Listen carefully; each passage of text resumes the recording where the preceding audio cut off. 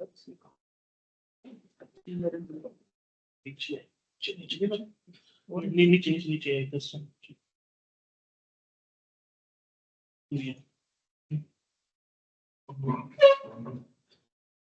ये कनेक्ट हो जाएगा इससे ज्वाइन करवाया हुआ है, इसको पहले को ज्वाइन करके चेक करना। किसी और से करना हो, यूनिवर्सिटी की मेल आईडी से ना। सही।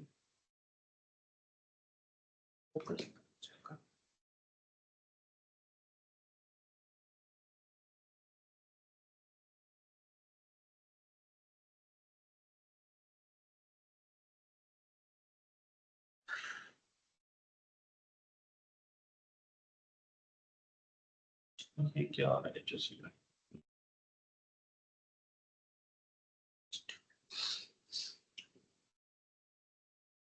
करवाऊंगा ये नहीं, अभी नहीं है आपका, किसी और से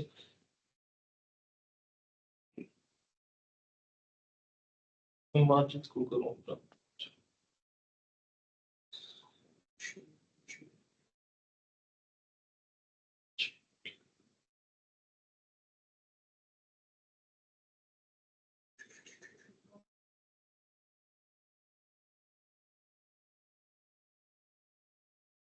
हम्म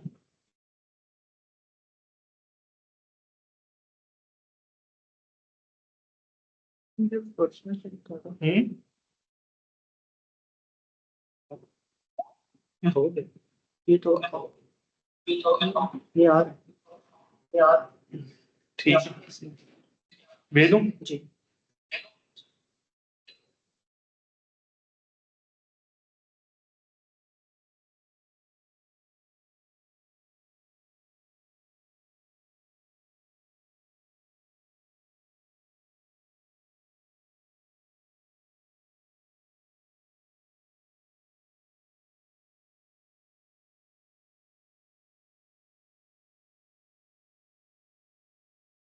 यही एंड वाला है। जी।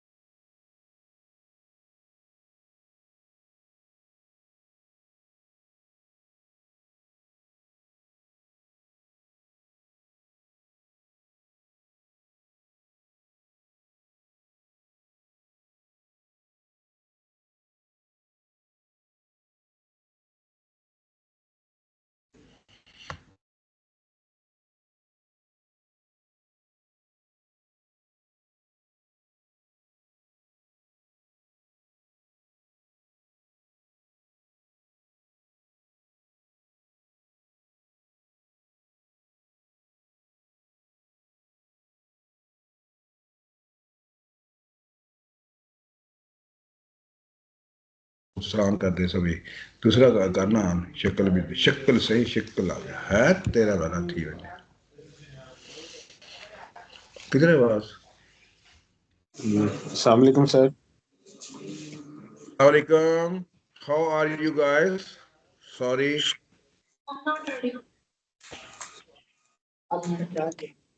I'm in the remotest area of Pakistan, in Chulistan right now. Dr. Shaukat, where we are? Have you started? Sir अभी स्टार्ट करने लगे हैं. Okay. Thank God, I'm not late. Yeah. Okay, Dr. Fahad, how are you? Yes, sir, very good. Just we are planning for internship placements of the ED students. साहब है, ED साहब. So this is the internship place for the student. This is LIMS. This is GPI. GPI LIMS. You all know that, and this is the remotest area in the country. And really, this is facing the real threats from climate change. So this is desert. I'm right in the center of the desert, Dr. Fahad. Okay, Dr. Shaukat, you start as you wish according to your program. वो है इधर इसमें गोहीर sir एक meeting में साहब busy- तशरीफ रखते हैं अभी मीटिंग में एक बिजी है सर वो. माशाल्लाह अच्छा जी इसमें है क्या नाम है आका खेल doctor Fahad Noor Junaid Amjad Umar Wali Umar good Yes, sir. morning Yeah. how are you Umar Thank you. So, what about you? I'm good. Thank you very much. Thank How you was very your much. journey back from Pakistan to Turkey? Was it good? Yeah. I was very happy to visit you. I'm very Yes. happy. Thank you. Yes. It was very wonderful visit. You have witnessed a lot of the rituals of our marriages, the functions, the events. So it was Yeah. very nice. We were very happy that Umar is with us. Thank you very much, Umar, for sparing time. Thank you.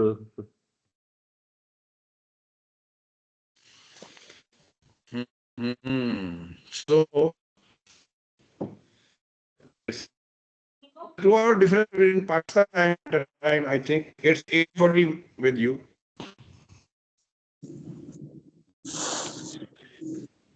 Yeah.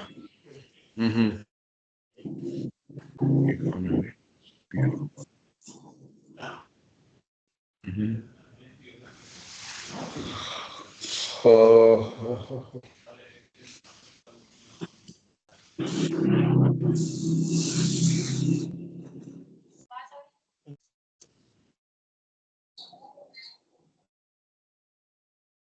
Dr. Amjad? Yes. You are joining us for different parts of the world. I am Varun Sudakyani, captain of the Green Youth Movement AIOE, host for today's international webinar on sustainable future, climate change mitigation and adaptation strategies. It is a privilege to have such a distinguished lineup of experts joining us to share their insights on climate resilience and sustainable development. This webinar is being held under the esteemed patronage of Professor Dr. Nasir Mahmood, Vice Chancellor of AIOU. Before we begin, let's ensure we have a smooth session. A few housekeeping rules. Please mute your microphones when not speaking. You can drop your questions in the chat box and we will address them during the question answer session. Stay engaged and let's make this an interactive and insightful discussion. Now to begin our session on a spiritual note, let's start with the Tilawat-e-Quran. Over to you, sir.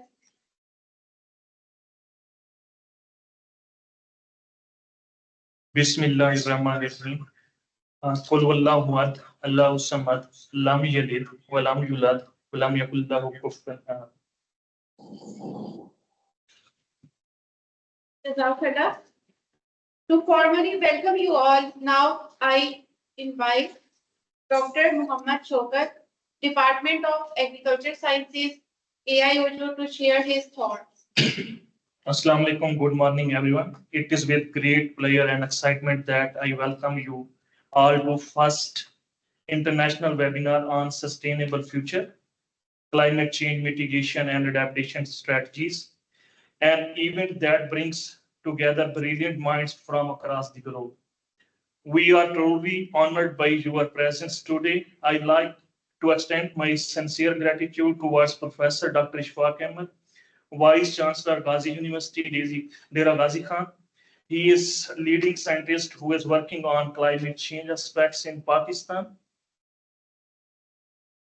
The Dr. Daniel, who is from Brazil, and he is connected with me from 2019, and we are collaborating in different aspects. Then next is Dr. Umar Vanali, my dear friend, and the other national speaker, especially Dr. Tasneem Khalik, Dr. Muhammad Ali, and Dr. Shadab Shokat. In this era of rapid technological advancement and global collaboration, the ability to connect and share knowledge across borders has never been more important. Today, we gather as a diverse community of professionals, researchers, and thought leaders united by a shared passion for this one-day webinar on sustainable future climate change mitigation and adaptation strategies. I hope this webinar would be more than just a discussion. It is a platform for inspiration, learning, and meaningful connections. Our esteemed speakers, experts in their field, will share insights that have the potential to shape the future and spark new ideas. Before we begin, I would like to make to our worthy Vice Chancellor, Professor Dr. Nasir Mahmood, and Dean Faculty of Sciences, as well as Chairman of Department of Agricultural Sciences, Professor Dr. Sher Mohammed, for their sports, encouragement, and dedication have made this event possible. Without further ado, let's dive into today's discussion and make the most of this incredible opportunity to learn and grow together. Welcome once again, and let's have an enlightening and productive session. Thank you so much.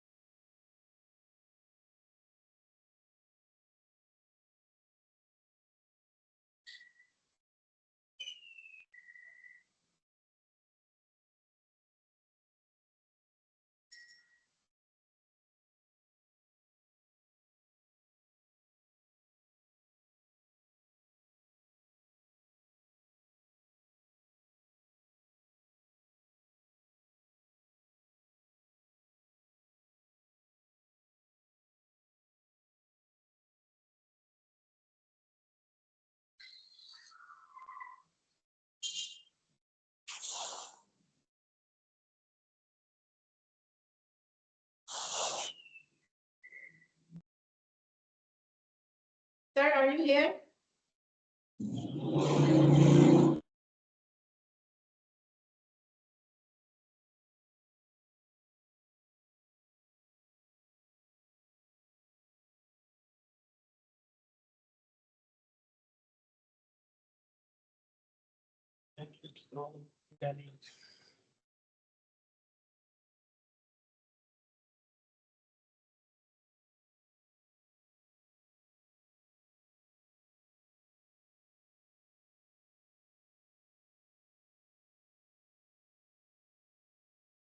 Sir, channel पे इधर नहीं है।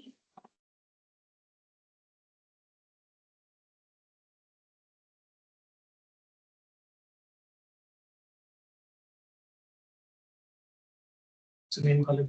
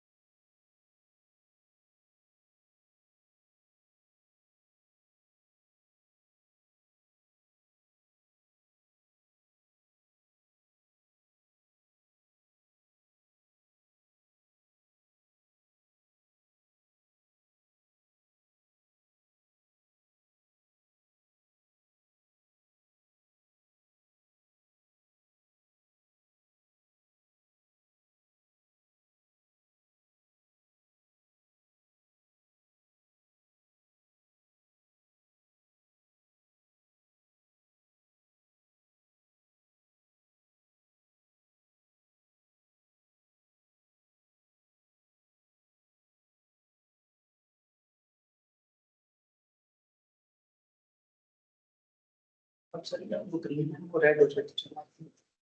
Now we are moving toward Daniel Abreu from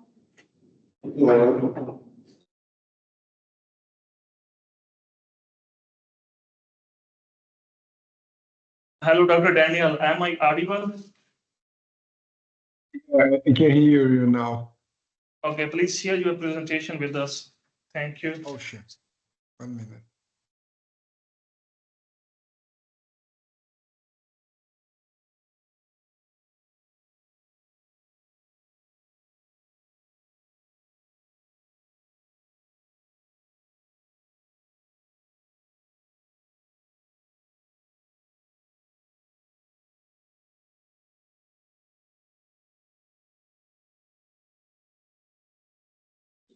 This moment I have a hard time here because I'm not very familiar with the Microsoft Teams. Oh yeah, I got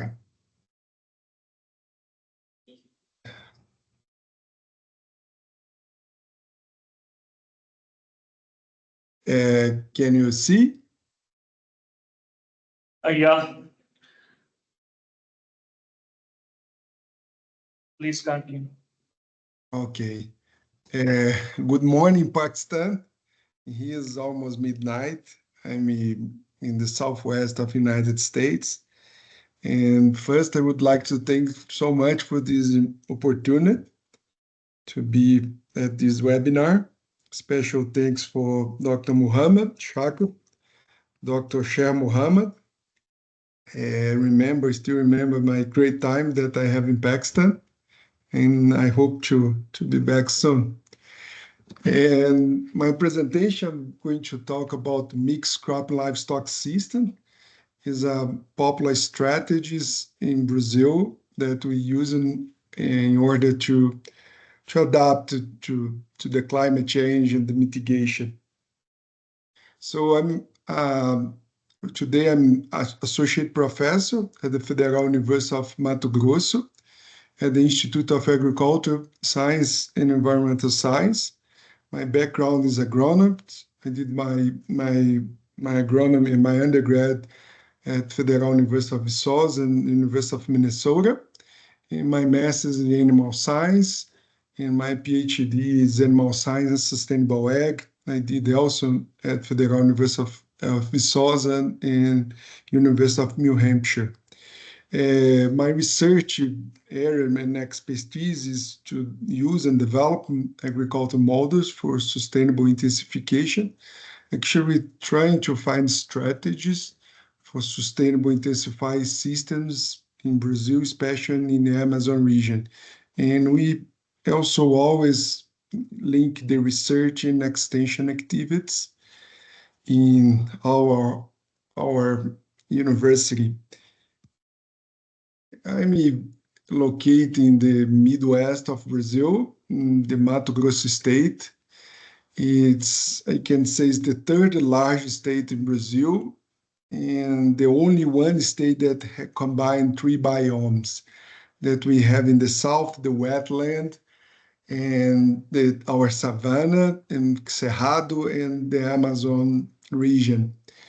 It's one of South America states that has the highest growth rates in terms of GDP.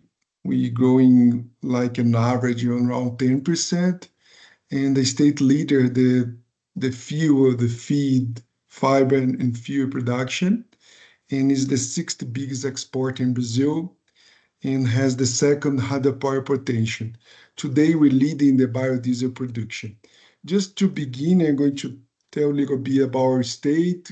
We are the third largest state, as I said, in Brazil. However, we have so low density, demographic density, people starting moving to Mato Grosso. And just to realize the size is like we can combine like Germany, France, and almost the corn belt of United States in our state. And 7% is wetland, the south, 40% is our savanna, and 53% is the Amazon region. You can understand like how heterogeneous can be our ecosystem. And also two concepts really important when we talk about the Amazon ecosystem and the Amazon rainforest. I can say like the jungle. We are in the Amazon ecosystem. It means like 3 states and almost 2 million square miles. And the Amazon rainforest shortest is 70% of the Amazon ecosystem. And other aspects that is really important to mention, um, if you have a farm in Amazon, you have to protect 8% as a native vegetation. You can just use 20% for a crop or livestock activities. If you are in the Cerrados, it's 35%. It's different than here in US that you is not required to have a native forest in your farm. But in Brazil, it's the law, and our farmers, ranchers, and follow up this act. And sometimes people thinking that we deforestate, but if you check this number, 62% of our states is protected by farmers, ranchers, conservation units, and our natives. And Mato Grosso is an important player from South America. We are the largest cattle herd in Brazil, and also soybeans. 30% of the soybeans is coming from Mato Grosso. Corn is a second crop, cotton, sunflower, and also biodiesel, fish and beans is a second crop. And I think today we become again like the second one in Sergen, Milo. And how Mato Grosso become like so huge in terms of production, egg production, or economically rely on agricultural activities. We used to say that we develop and we adapt, we validate technology. If you check, we increased 3 times the area in the last decades. However, we increase our volume, such as like grain, biomass, and meat 4 times. Just to make sure, in cotton, we did 2 times. Our cotton is a second crop. Soybeans used to be the first crop, 3 times. And our cattle as a stocking weight, daily gain 2 times, and 11 times on corn as a second crop. This is possible also because the climate, the soil condition, and so we have increased in the productivity in the last decades more than 100% doing first and second crop. However, we're facing challenge. I have been around the world in meetings, especially here in the US and in the United Kingdom, and sometimes very often they associate our production to deforestation. And it's easy to see this in the news. And we are addressing this agenda. I say that Mato Grosso is one place that has facing a lot of challenge related to more production and also reducing the environment impacts of agricultural activities. But also we having to dealing with to increase our agricultural activities, but also dealing with biodiversity and water sources and also social aspects. We have a subsistence farm and high-end outstanding farmers, but also we have natives, indigenous, and people's conflict of land. And one terms I like this picture, sometimes we asking we mitigate or we adapt. So today we're facing like strategy to increase our efficiency, resilience, and systems that we develop in crop and livestock systems that we can scaling up in order like also to mitigate and to adapt to climate change. To address this agenda, we create this program is international at international level. We have been support from colleagues from the US, from the United Kingdom, and other parts of the world. And we are very, I can say, like comprehensive, multidisciplinary in that way, from soil science, animal science, agronomy, agroecology, and also interact with other areas of knowledge such as computer science, social science, to think as a system is not just one component that as in the system.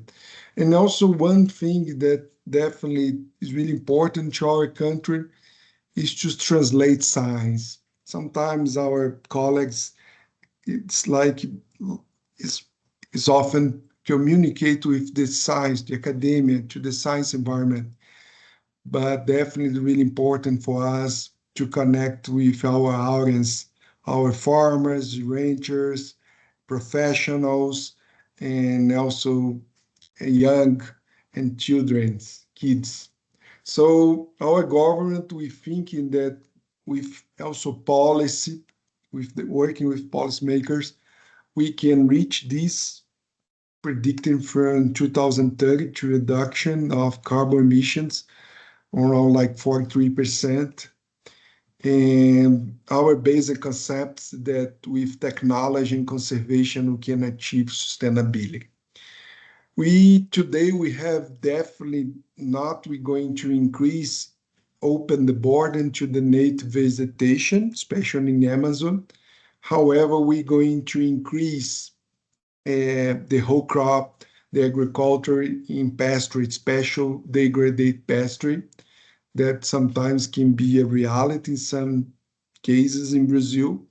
That is it's too drastic because it's not viable and also causing a lot of environment issues.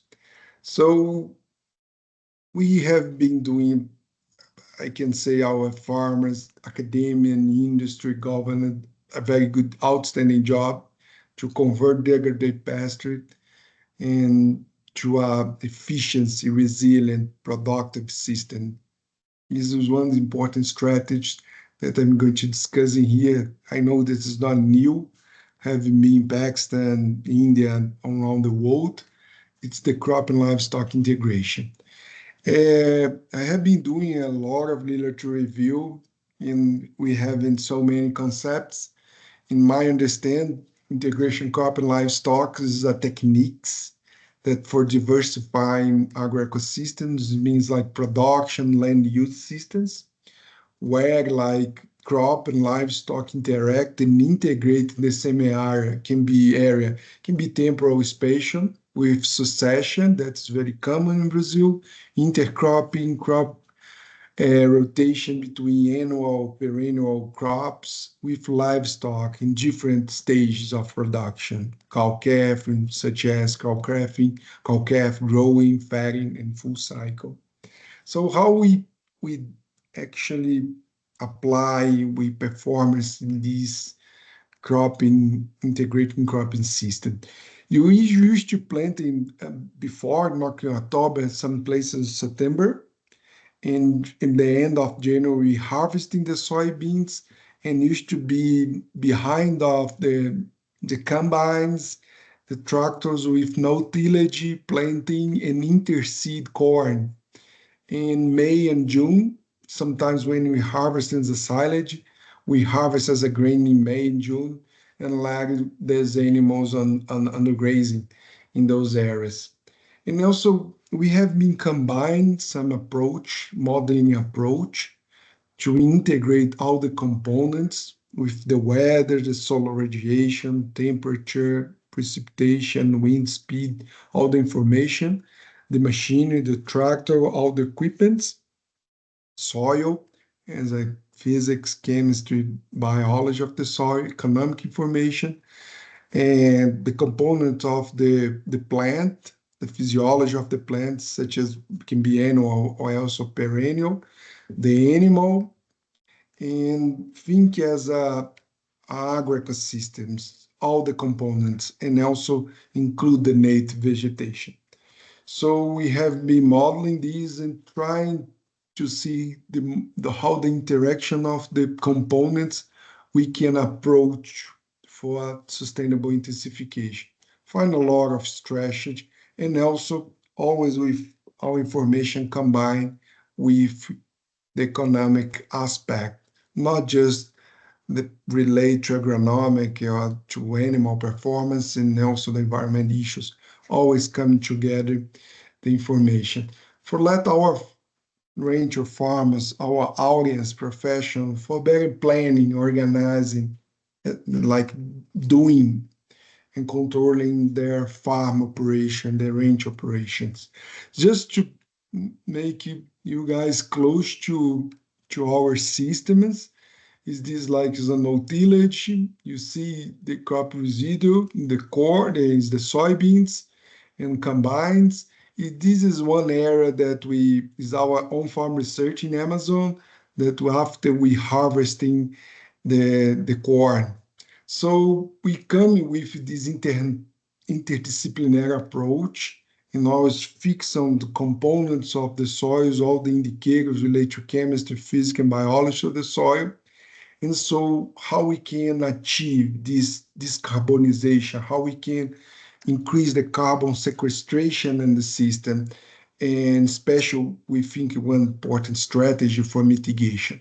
However, we have to know is still a gap, how combination of crop, of machine operation, we can increase. But definitely we believe and we must increase diversity, is bring diversity to the field. So our farmers still sometimes complain about the tree component, the trees, but they are very, how can I say, engaged on crop and livestock, step by step. I like a lot to mention this because for, of course, this coming from our history, the history of domestication plants and animals. We know we almost did not domesticate almost nothing related to the plants and also just a few, really few animals, special mammals. And it's interesting to check, like, for example, the soybeans coming from China, the corn from Mexico, and used to be those species coming from the places that the soil was high on fertility. And today those crops spread around the world, and especially well adapted also to the tropical areas.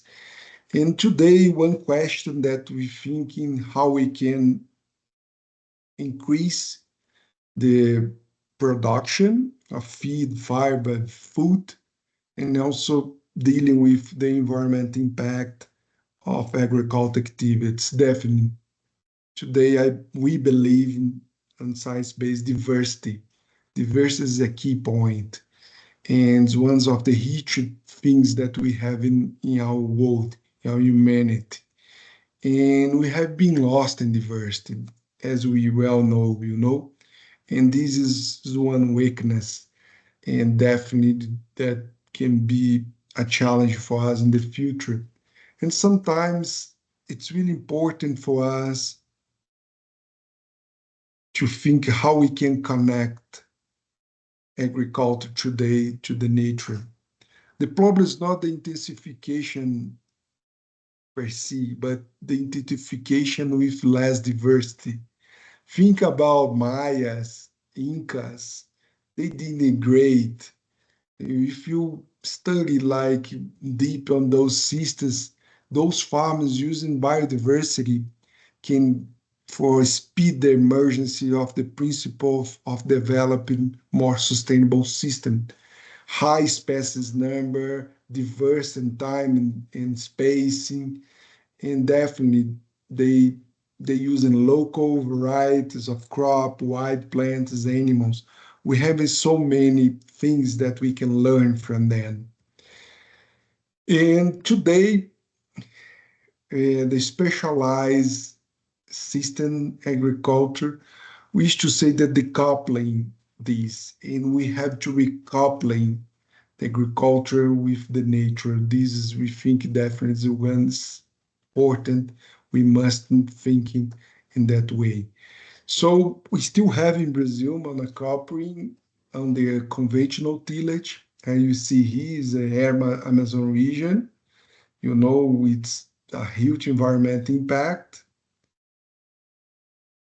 And the soil you can see between the rows, the soil exposes no like cover and a lot of erosion, leaching, denitrification. And also we have a specialized cash crop under no tillage. Used to be sometimes just directly seeding, not a really no tillage system. So that they said like combines go in front and tractors behind, and also from the subsistence level, and also that increase the organic matter of the soil, and also can be see the benefits.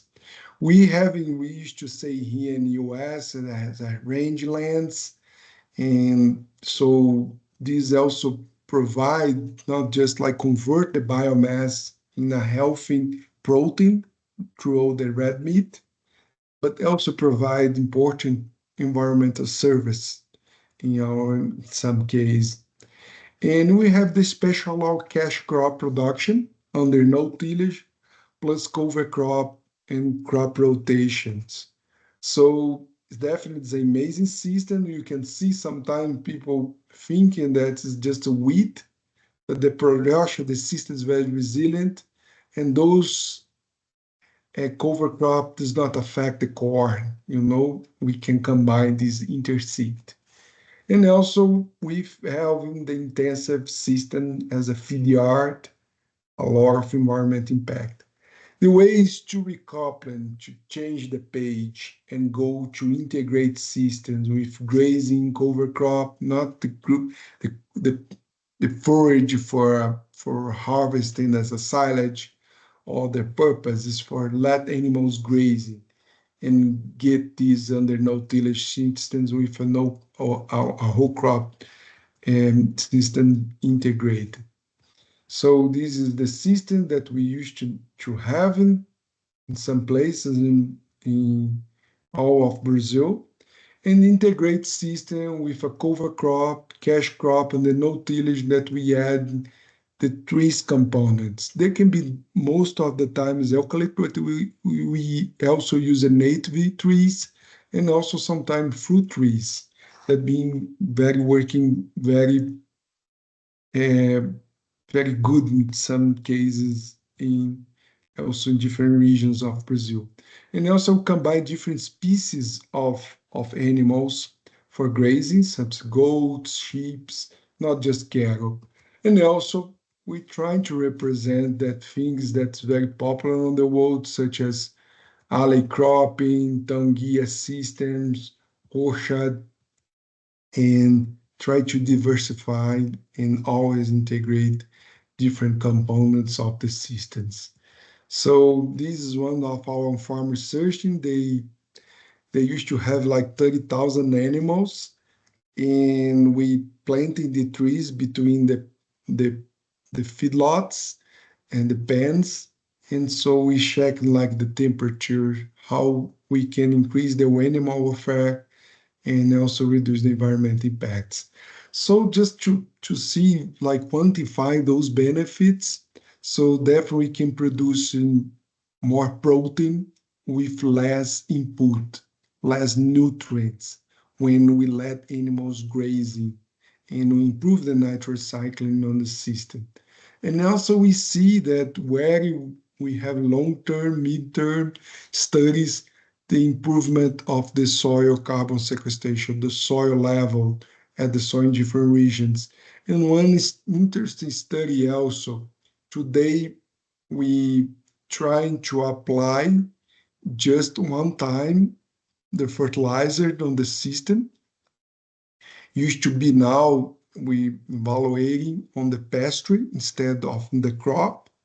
And so we see when the system is integrated, the production, the energy production, the system as a biomass is almost 30% higher when you measure as equivalent energy on the system. When we just like apply integrate system, the fertilizer just on the forage under grazing conditions. And also we can produce more food with less land compared to conventional systems such as rice on the multiculture. We increase the diversity, trying to better manage the system interseed, so we achieve better results. And also this is a meta-analysis that they identify the important variables that can affect the outcome, such as production. And sees interesting that this study in different regions of the world in 12 crops that they do not observe the negative effect on the crop when you have let animals grazing, especially within dry periods or normal precipitation years. And also, when the soil is loamy soil, we can see that the production is higher, 5% higher than monoculture. And also in the clay and sandy soil used to be the same. It's no different between integrated and non-integrated systems. However, we see that the whole system came with economic productivity and also soil health and water conservation. It's just for you to see how is the most things that affects the crop, the soil thirster, and the occurrence of dry weathers that the most being factors that affect the crop on that system. And also this is interesting. We are very worried about the climate change.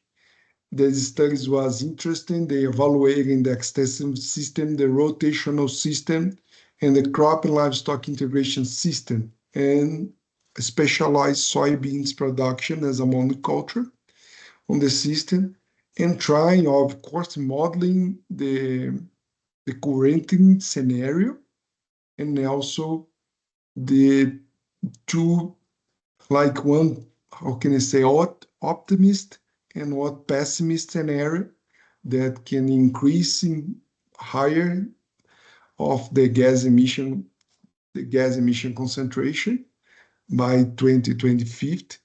And we come with interesting results that in the, how can I say, in the positive scenario, that will be just like it, not worse.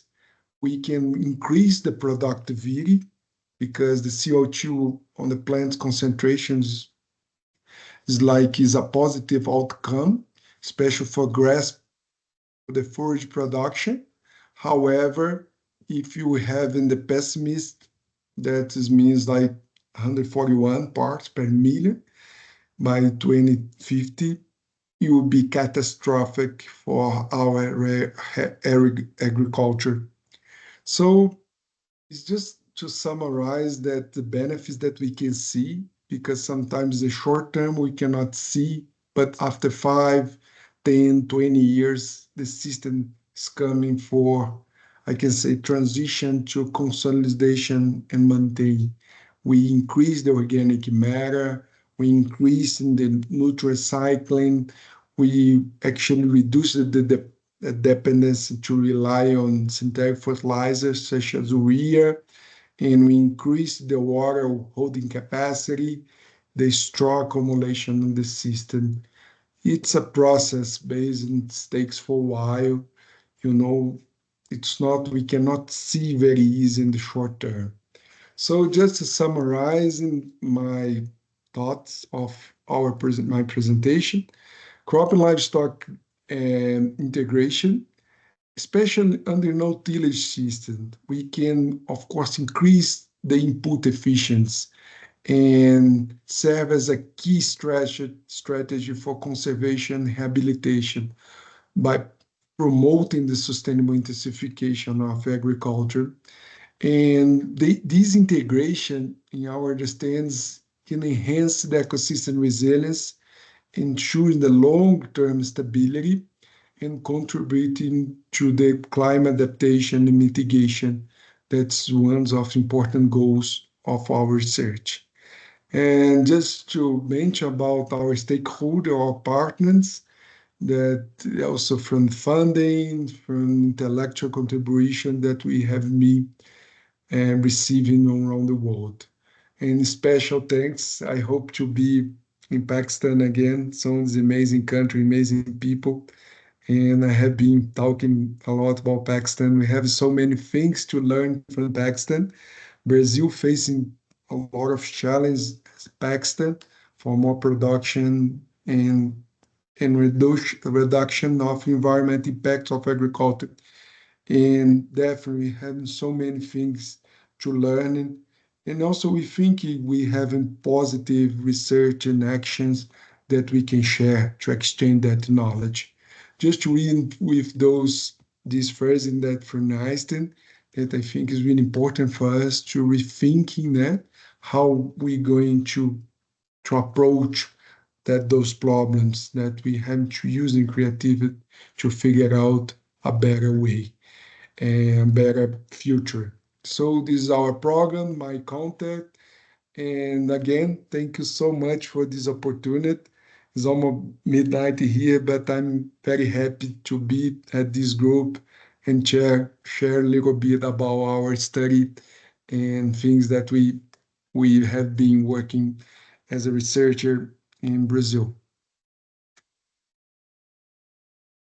Thank you so much, Professor, for sharing valuable insights.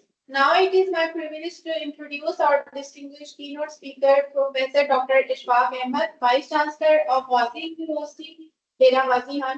Over to you, sir. Thank you very much. Thank you, Daniel. It was very nice, very detailed and comprehensive. I have listened a lot about you, Daniel. One of your friend is sitting right here, Fida Oh, from Khaneval. You know him? oh. No, Fida. yeah, just sometimes the accent I get hard. Yeah. Yeah, yeah. Yeah, He now was I just have a mentioning. good friend, So, thank you very much very for good your. friends. Yeah. Yeah, I think they visited you, Kamar and Fida and, Dr. Abid, and, they were mentioning about that. So thank you very much. Thank you, Dr. Shaukat, organizers, and thank you all keynote speakers. I will, I'm actually out of university. I already told some of my friends. It is a Cholistan, Daniel. It will be very interesting. This is the future of Pakistan agriculture. I should say like this. And lot of like many like more than 600,000 acres they are being you know make are being made and under cultivation by different departments. So here I'm looking after some of the potential areas how we can collaborate with the LIMS. LIMS is the Land Information Management System in Pakistan. So, and how Ghazi University can work and our student can work here. That's why I'm here. Yeah, and I And also this hope is to very have interesting students area. from Pakistan in our country. Yeah. This area is very potential area for future agriculture, and many of our colleagues and in this call the people they know about this. Again, say thanks to Dr. Shaukat and the organizers. Basically, this is very important. When he told me that we are organizing one of the webinar on climate change adaptation and mitigation. So, Daniel, I think this is first meeting, my meeting with you. But a lot of people they know you in Pakistan, and this climate change and adaptation. This is an area where I am working, and my colleagues are working from the last 30 years. Yeah, and I did my PhD. Then a lot of colleagues they are working on that. So this is very important area, and as you know, this is Pakistan is not in the infancy. We have learned a lot. There's a lot of awareness about climate change, and I used to talk to my colleagues that this is a time for the actions. Mitigation and adaptation, a lot of things we are talking about that, but this is the time actually how we can after developing some adaptations, we can go to the stakeholders and how we can develop some of the like advisory services, some of the apps, some of the actions, small interventions to cope with this very, very, uh, harsh climate and vulnerability. This whole from the last 10 years, the winter rainfalls have vanished, and our rabi crops they are at stake.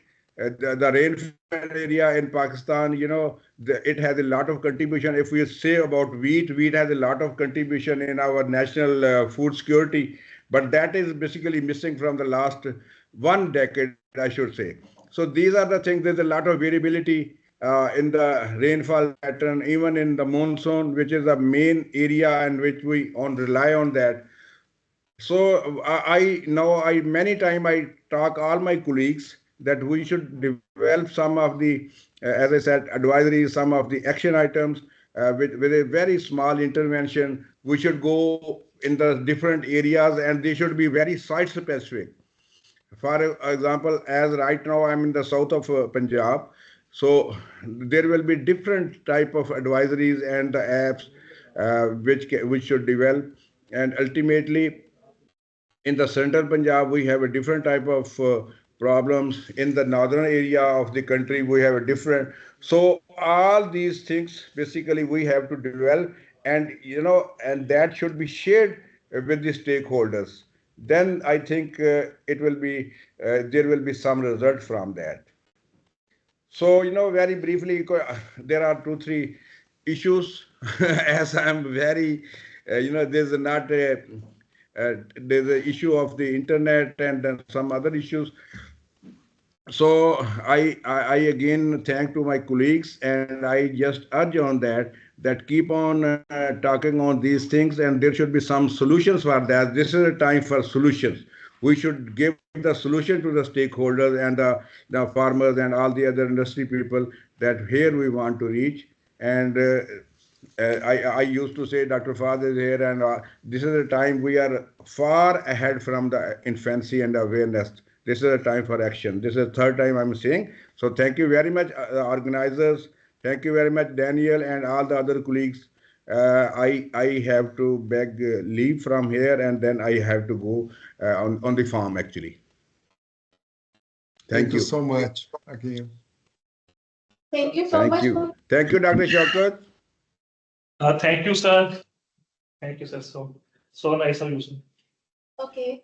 Thank you so much. Dear participants, our next speaker needs no introduction in the field of environmental engineering and climate resilience. It is an honor to introduce Dr. Umar from ITU Environmental Engineering Department, Istanbul Technical University.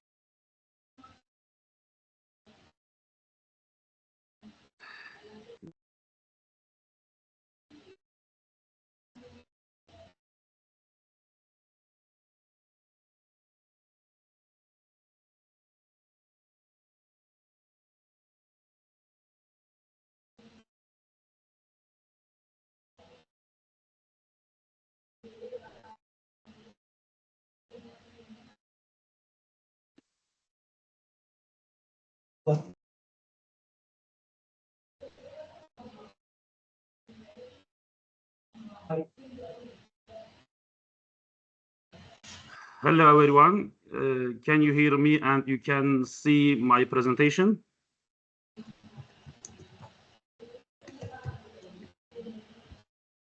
Yeah, Umar, we can see. Yes, you are Okay. audible. Okay. First of all, I would like to give a particularly warm welcome to all of you,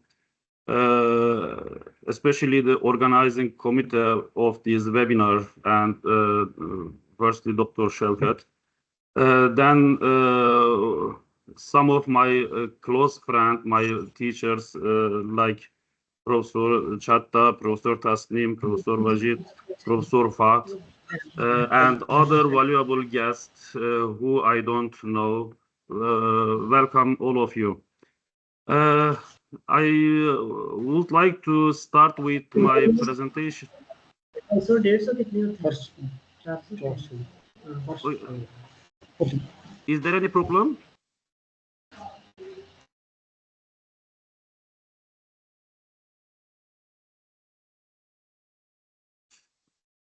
Okay, can I continue? Yeah, Dr. Umar, continue, please. Okay, okay. My presentation is showing. Yes.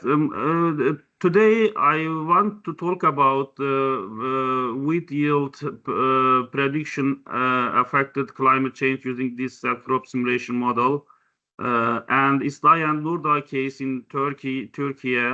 This location is south of the Turkey, my homeland, some fields. My brief profile. I'm in the interdisciplinary studying molecular sciences, agricultural engineering department, and at MSc in environmental engineering, and my PhD is geographical information technology, and I try to work somewhere, especially as a specialist in the European Union project, and in some project like the Tarbil project. And I went to the United States, study with Garrett in continue to the PhD, and for postdoc I planned to go there again for 1 year, starting in August 2025, on regional wheat yield estimation from the climate change perspective, on Pythia, maybe on Craft. Most of you, maybe you know the Pythia and Craft, which is try to estimate the yield estimation, especially in the not homogeneity place. I mean, in the regional yield estimation. It's very hard to solve this problem around the crop modeling expertise and researchers. As an introduction,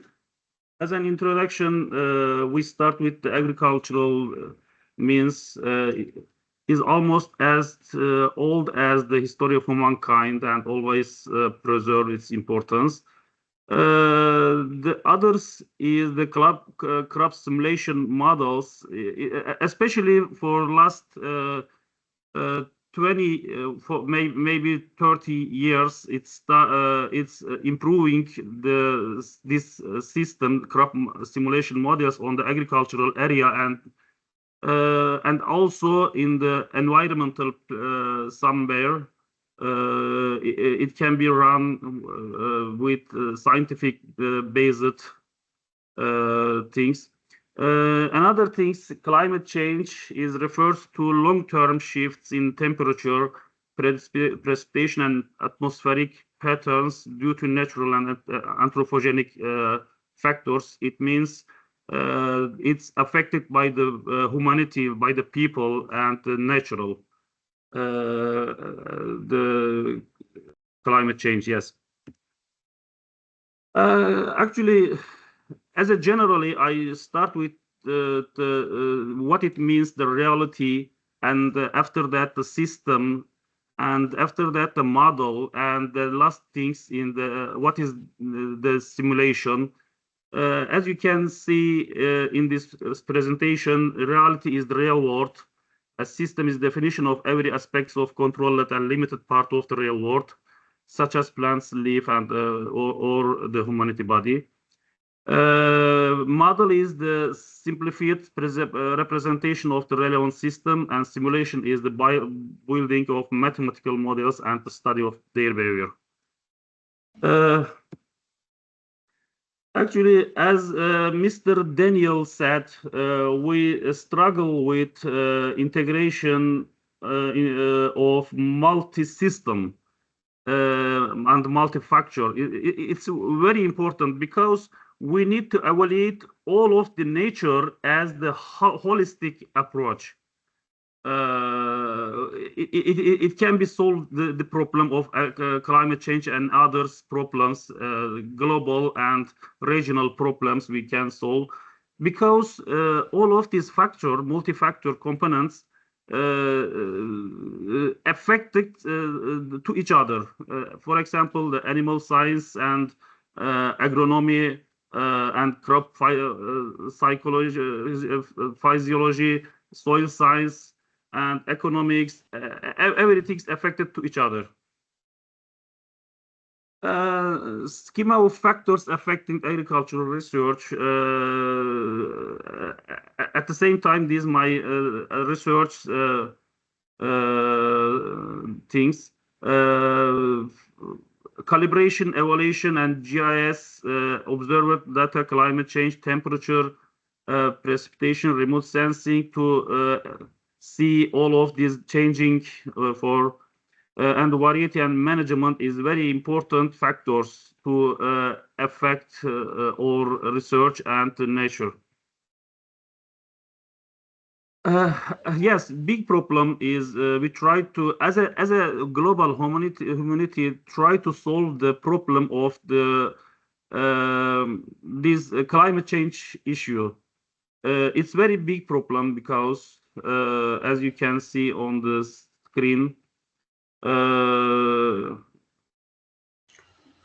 yes, the climate change, it's very big problem also in my country, especially the Mediterranean region. It's very big problem. All of the sector, not only the agricultural sector. As after SMIP 5 and SMIP 6, now we waiting to start and research with SMIP 7. Aims to extend these improvements further featuring higher resolution, more complex climate and Earth system processes. By the way, according to United Nations on Intergovernmental Panel on Climate Change, 60% of Turkey's land area is prone to desertification, unfortunately. We need to more do things about this as the academic issue. We need to more research about that. Yes, you can see and the difference between SMIP 5, 6, and 7, which is expected. It's not only using right now, I think. Time frame, scenario types, resolution, key process, and other things. We can compare the advantage and disadvantage of all of these climate things. Yes, we had a lot of relevant questions about the nature and for food, food and nutrient things. For example, what yield can we achieve from the wheat field? How much nutrients should be applied? What is the influence of climate change, and how can we increase food security? These four questions is very important questions. All of the academic sector and in university and research institutes try to solve the problems like these questions. Yeah.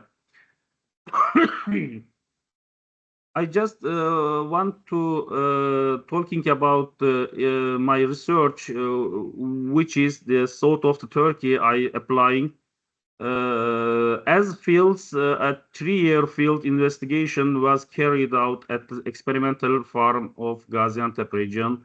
as whether we try to collect all of the parameters like rainfall, solar radiation, maximum and minimum temperature, etc.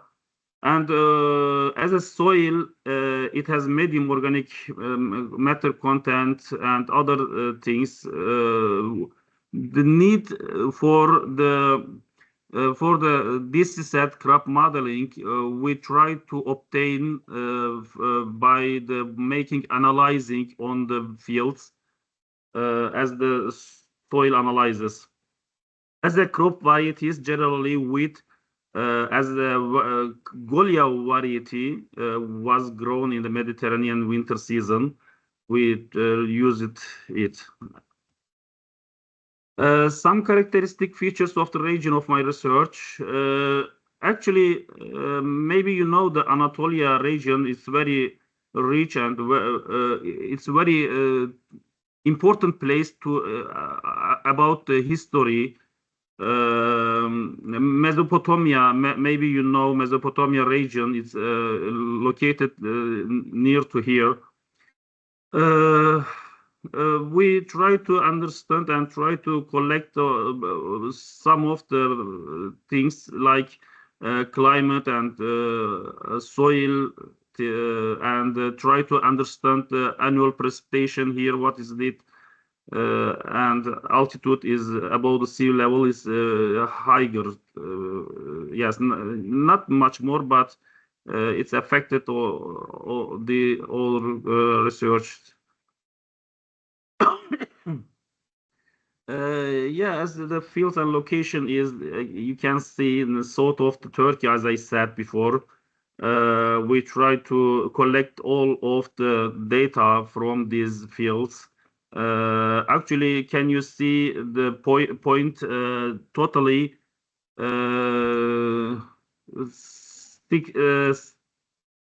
eight, yes, totally 8.8 fields we collected the data and then evaluate on this set crop modeling. I will mention I will talking about this in the next presentation. Yeah, Tarbin Station Center here. These stations taking from taking especially climate parameters from the fields. It's very big project. It's national project in our country, and I try to use and try to benefit from this project to taking some climate parameters. According to station, my research area, my yes, my field,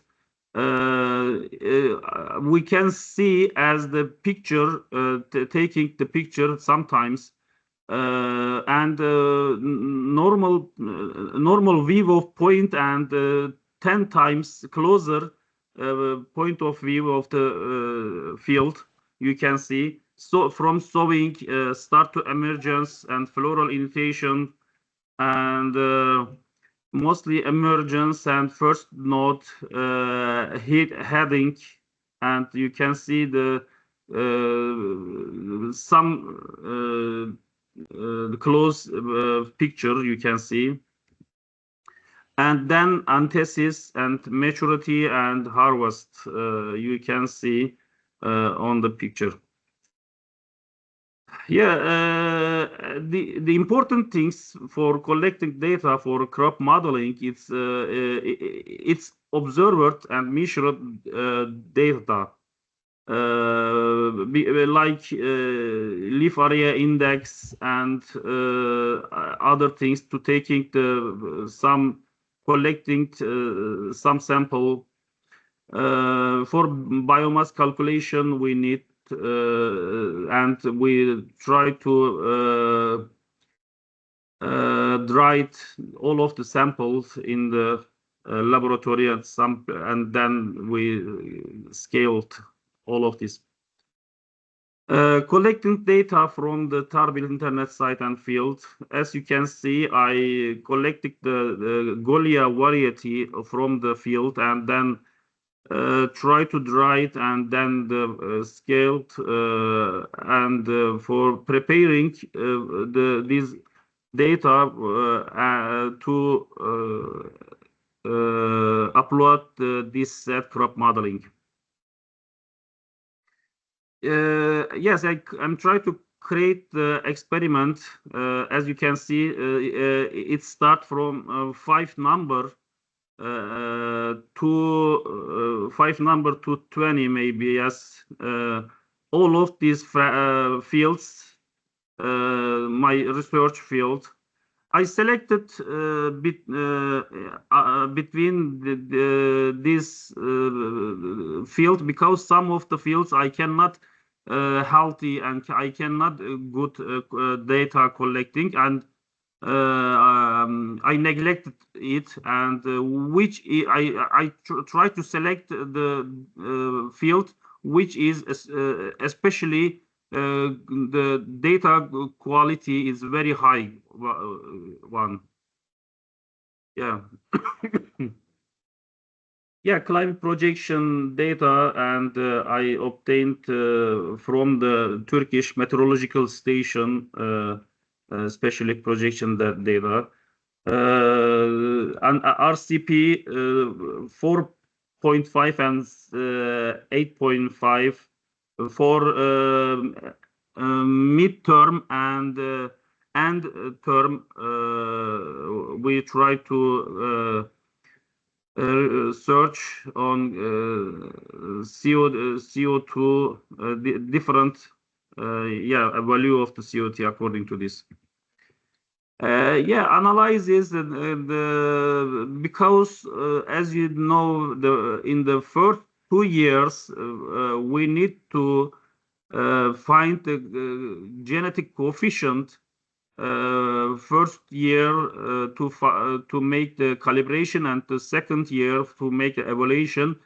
Then we by the glue calculating system in the this set, we calculate it and try to find the Goliath's genetic coefficients. Yeah. Yeah, according to evaluation as the result of the models analysis, it's predicted that climate change will reduce productivity in all regions by the middle and the end of the century as a result of increasing temperatures despite the increase in rainfall. As you know, I mentioned that I especially try to work on the 2 districts of Gaziantep city, the 2 districts of Gaziantep city, where is the south of the Turkey. One of them, the name of this, the Islahiye. At the same time, this Islahiye and Nurdağ, maybe you remember 2 years ago, in our country had a very big earthquake, and more than 50,000 people died, and these two region, 2 district, it's very collapsed from the earthquake. This region. Yes, we can continue through this. In Islahiye, there was an average decrease of, especially in yield, 60.55, and Nurdağ was the last affected region with the decrease in 13.77. Due to the temperature is increase in the middle and both the middle and end of the century, yield declines like this, and especially for Islahiye, decreasing is very high, especially for RCP 8.5 in the mid-century and end century. as you can see on the table in detail scenario, and I'm sorry, it's written in Turkish, but I think you can understand its scenario, and according to this, the this GCM and other things.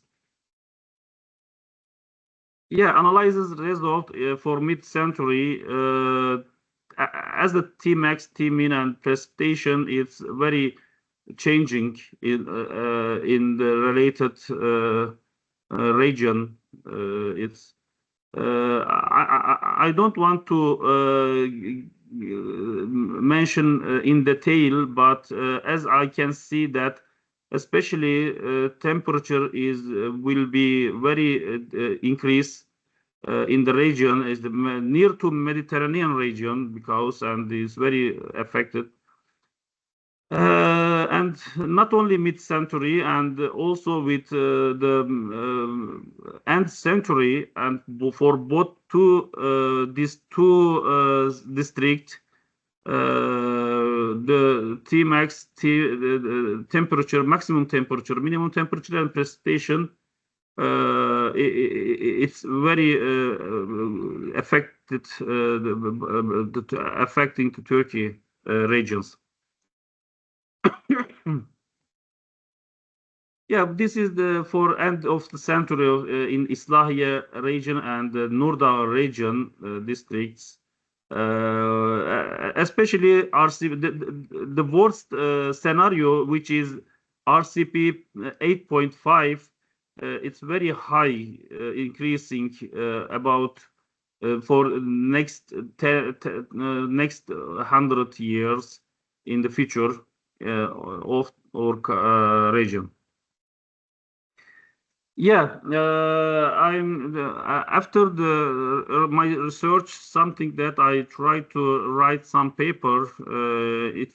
As you can see here, it's very valuable information, and I share with some research institute and policy makers these papers, and we try to make something about that, inshallah. Yeah, this is my certificate, something. Yeah, the first one on the left hand up, and you can see the art of modeling I took from the Wageningen University, and then you can see and thanks to the Pakistan AGMIP and this set team, some of them with Mr. Chatta came to Turkey and give us some course about how can we use this set crop modeling. Thanks again to my brothers from the Pakistan researcher. Thank you. Yes, my presentation is like that.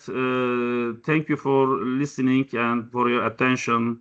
Thank you. Thank you, Dr. Umar, for your valuable insights. Your research and perspectives are truly instrumental in shaping sustainable agriculture practices. Now, moving to our next speaker, I would like to invite Dr. Tasneem Khalid to talk about potential impact of climate change on the rice wheat cropping system, a case study. Over to you, sir.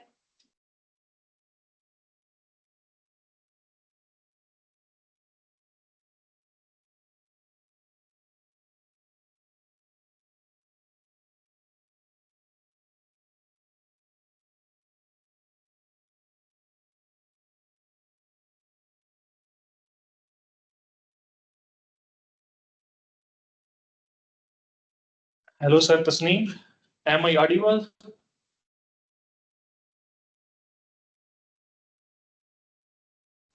Yes, you're audible, sir.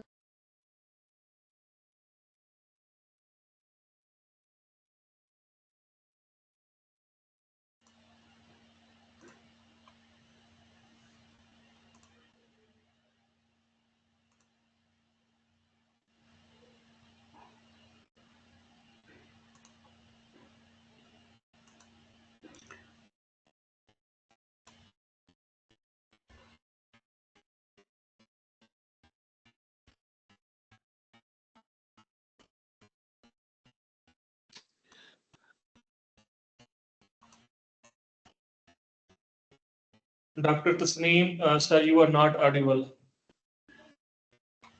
Can you see my screen? Just wait, sir. It will appear. Just wait. Not yet.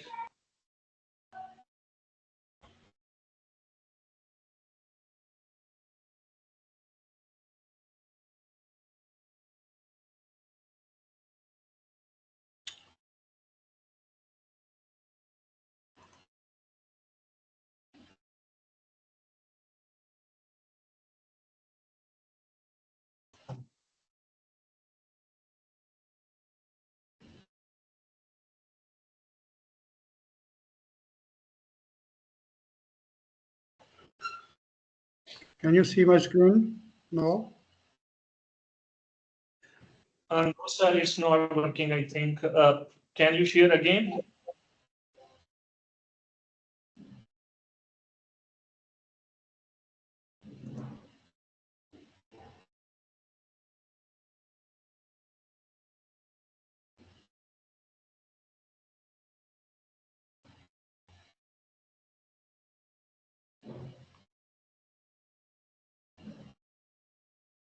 Can you see? No. Not yet, sir.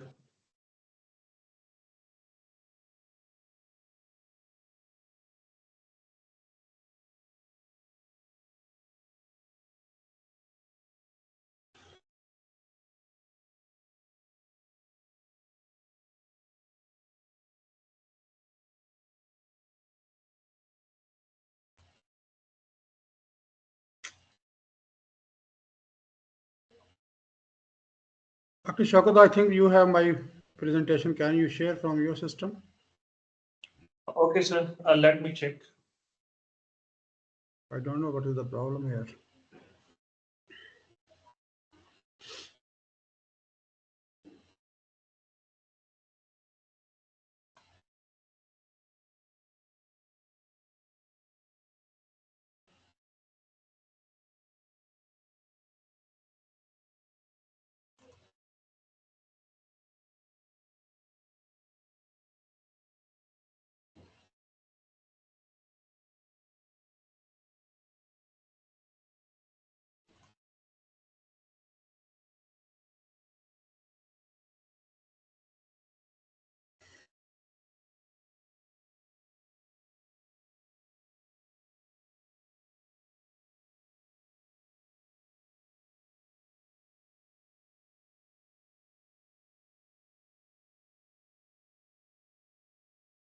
Actually, I received message for sharing, but it is not visible also.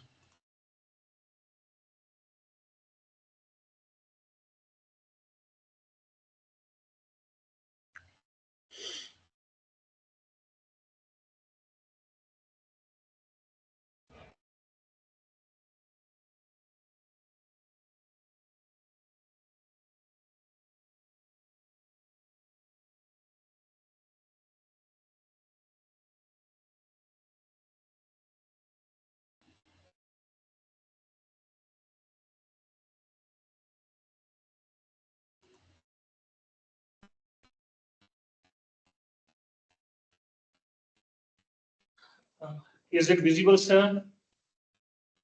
Yes. Okay, please, sir. Carry on, sir. Okay, thank you very much. Sorry for inconvenience.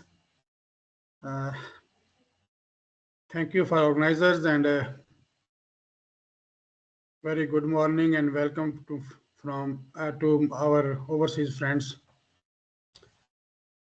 The topic of my talk is impact of climate change on rice wheat cropping system of Punjab. As you know, Punjab is the breadbasket of Pakistan, and mostly we have three main cropping systems: rice wheat, cotton wheat, and the third one is the miscellaneous, where we have sugarcane, maize, etc. with wheat. Rice wheat cropping system is very important for our country because After cotton, rice is our major commodity, which we exported to the world, fine rice especially. Please next, Shakat.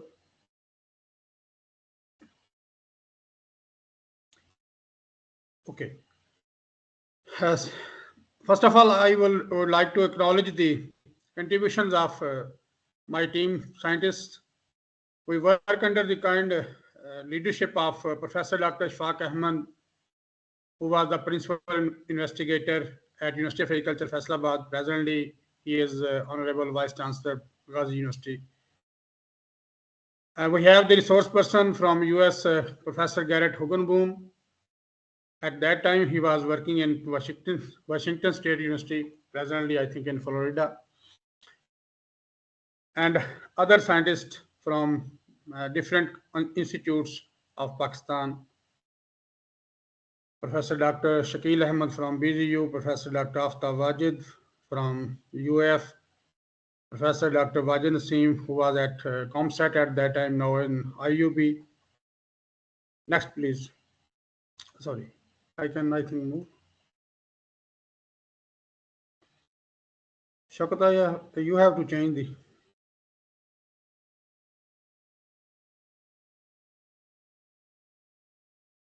Okay, rice wheat cropping zone is the breadbasket of Pakistan. It has well-developed irrigation system, which is used for irrigation and also receives 4 to 5 to 1200 millimeter annual rainfall. But major source of irrigation is irrigation system. In this zone, we have about 1 million farm families.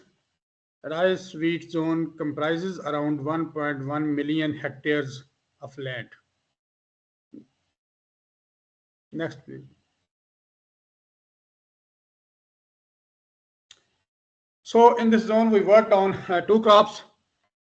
In summer season, because there is a rice crop, and in winter or Rabi season, there is a wheat.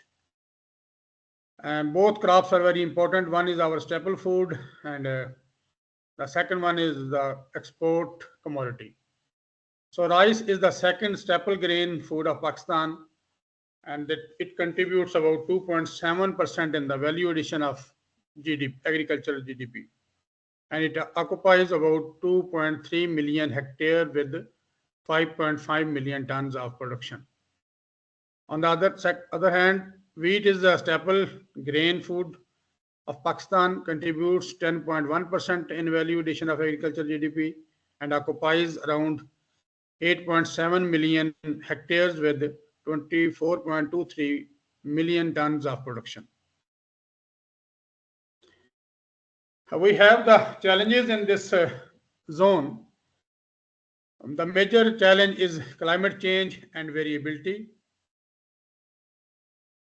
Non-availability of certified seed, lack of improved production technology, water availability and productivity issues, soil-related issues, emissions of greenhouse gas, especially in puddled soil, that is the common way of raising rice. Wheat problems, both crops are exhaustive. Delay in sowing of wheat due to the late maturing of fine or basmati varieties. And usually we have terminal heat stress in wheat. Insect pests and diseases are also a problem. Availability and quality issues of inputs. These are the major problems we are facing in this zone. Next, please. This project area is in Punjab province of Pakistan, and we have almost 5 districts: Sialkot, Gujranwala, Hafizabad, Sheikhupura, and Mandi Bahauddin and Faisalabad also. Next, please.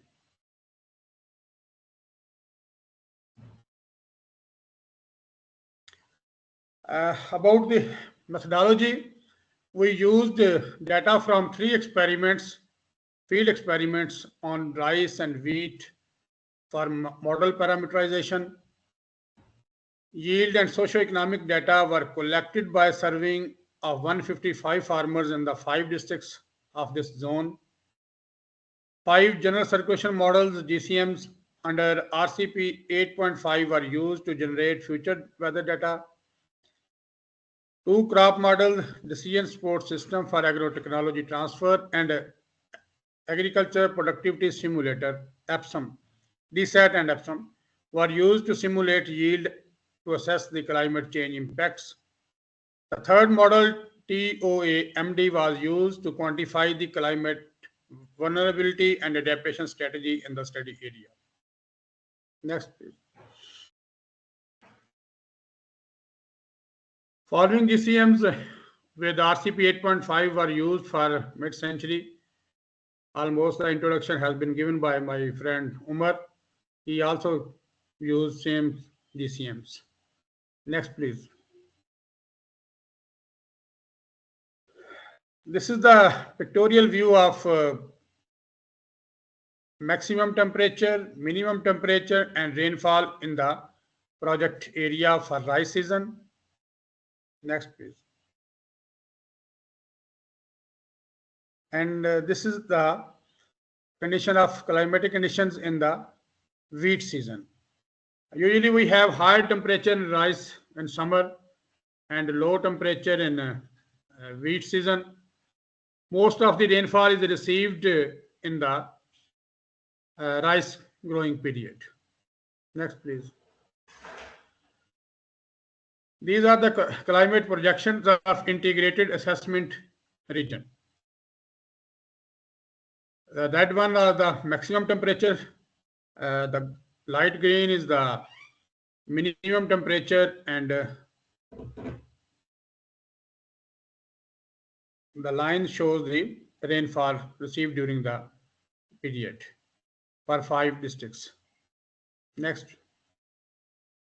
Overall, there would be increase, and from these projected scenarios, we can conclude that there would be increase in of 2.8 degrees C in day and 2.2 degrees C in night temperature in Punjab for mid-century 2040 to 2069.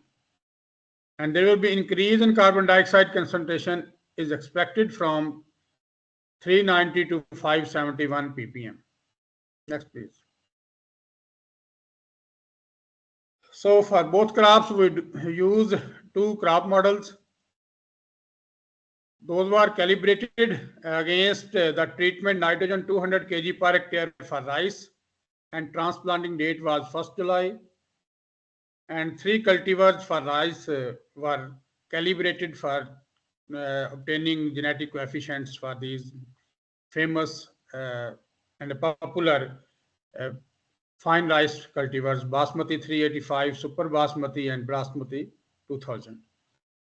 On the other hand, 110 nitrogen kg per hectare treatment was used for model calibration for wheat, and 3 cultivars were used, Sahar 2006, Lasani 2008, and Faisalabad 2008. These were also very popular wheat cultivars in this zone. Next, please. Next, please. Okay, after calibration, the model performance was assessed against 155 farmers' data, which were obtained through survey.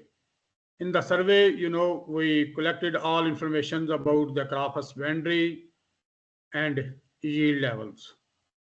So after calibration and validation of models with the experimental data, then models were run with the farmer data. And we can see the indicators that DSAT and EPSIM simulate very well, which were quite satisfied with the observed data set, and RMSC and DSTAT and R-square values are presented in this table.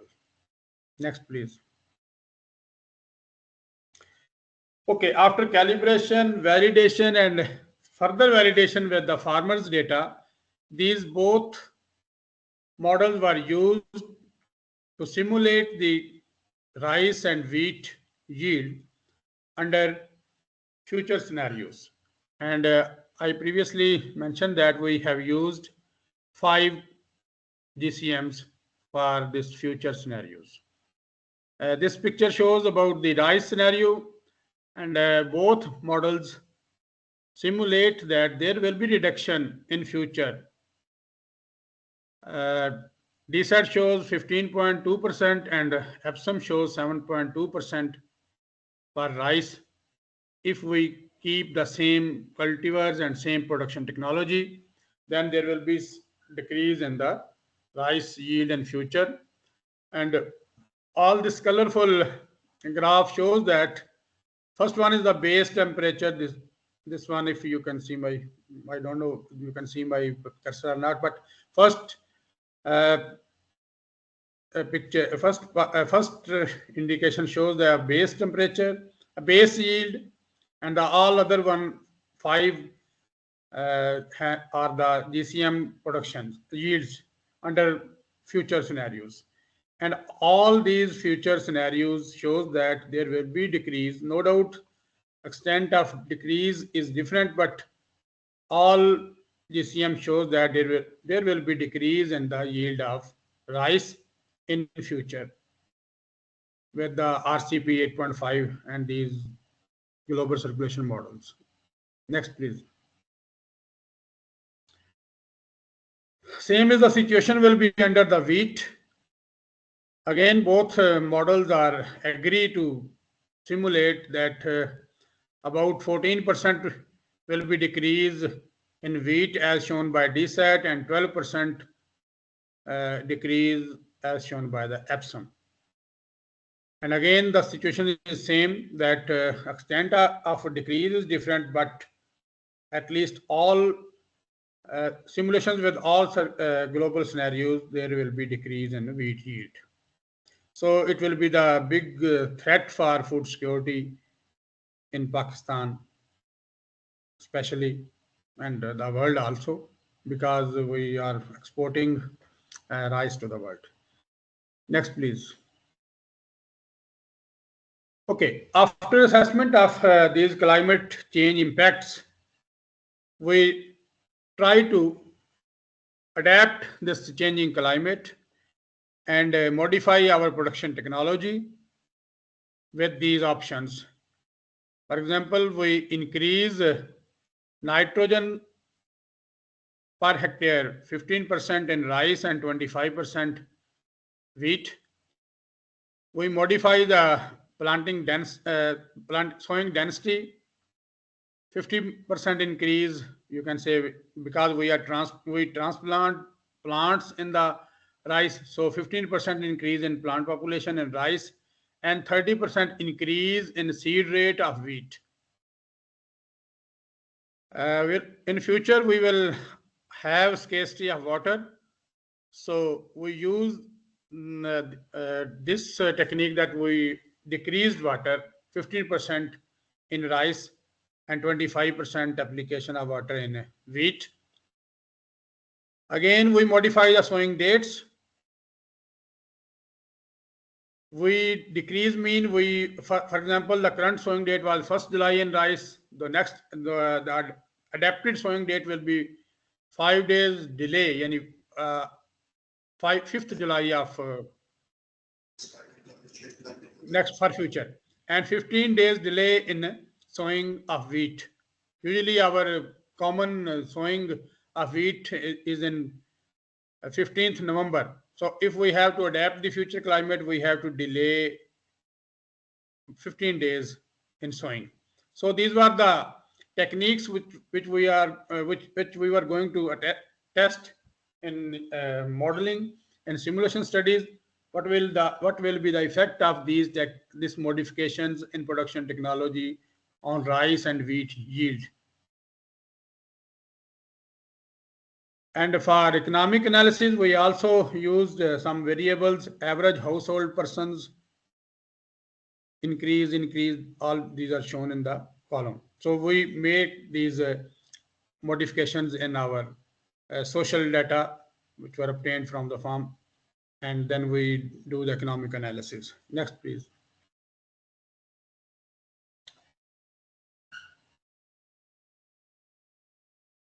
So these were the relative yields of rice and wheat with the both models under future predictions.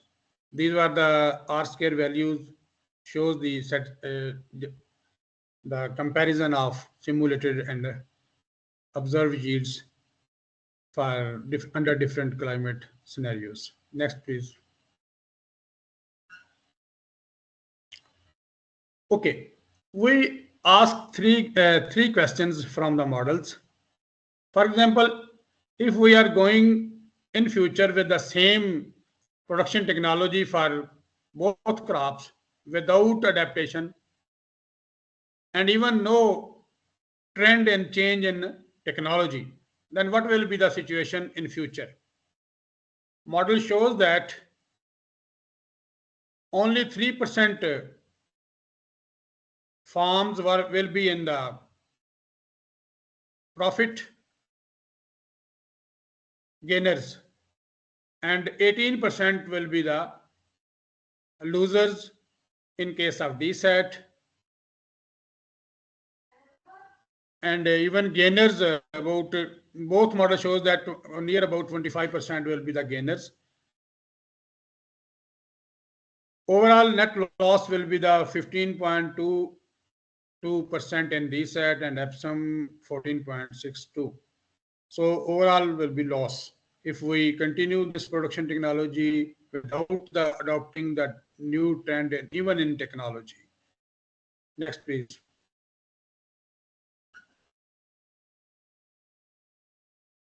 The second question was that there will be no adaptation. You can say climate smart interventions, but the only technology change will contribute. Is there any contribution of this technology in the future? So with the trends, gainers were 91.36% in DSAT and 91.12% in Epsom. Gains percent of mean net farm return 88.6% in DSAT and 90.18% in Epsom. Losers will be 3.2% in MNFR for DSAT and 3.35% in Epsom. But net loss will be 85% in DSAT as indicated by DSAT simulations and 86.84% with the simulations of Epsom under the future climate change scenarios. Next, please. These are the overall calculations on the zone base, and the previous one also percentage on the zonal base. So if with adaptation, suppose that adaptation will be 84% in DSAT with the DSAT simulations and 38% in Epsom. So what will be the changes in future? Overall, this table shows that adopters will gain more profit and reduce the poverty, and also mean return will be more with the adaptations, and adapter will be the in profit. Next, please. This is the pictorial view of the previous table. Next, please. Okay, on the basis of this study, we can conclude that day and night temperature in study area would increase by 2.8%, 8 degrees Celsius and 2.2 degrees Celsius day and night respectively for mid-century. DSAT performed relatively better than Epsom in simulation of both crops. In rice wheat system, aggregated gains and losses without adaptation, no trend were 24.8% and 26% for DSAT and Epsom respectively. Next, please.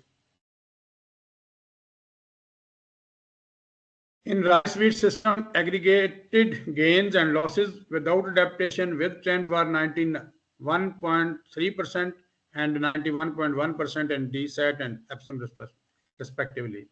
In rice wheat system, overall adoption rate were 84% and 88.3% with adaptation for DSAT and Epsom respectively. Next, please.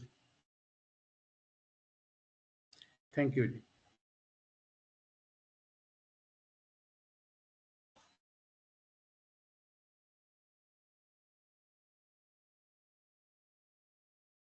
Thank you so much, sir, for your valuable insights. Now we have Dr. Ali, Doctor. Ali, Mohammed. Now I would like to invite our next speaker, Dr. Mohammed Ali. Over to you, sir.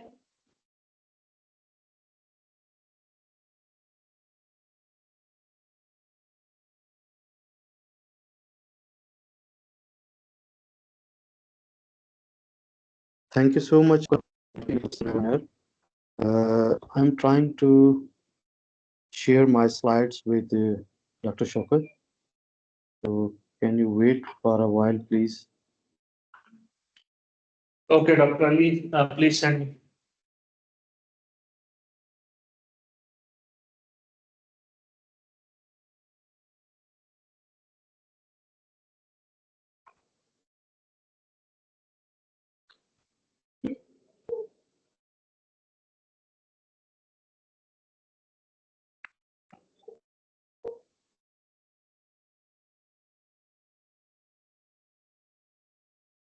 If you have any other speaker who is also going to be part of this webinar, can you ask him to go on?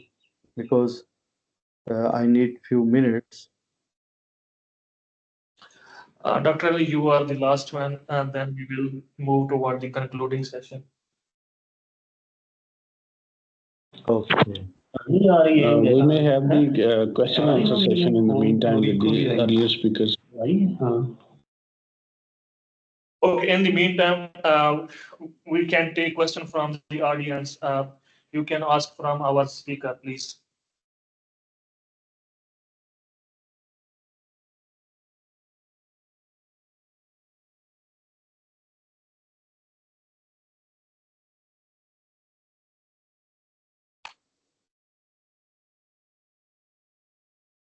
Okay, good afternoon, everybody.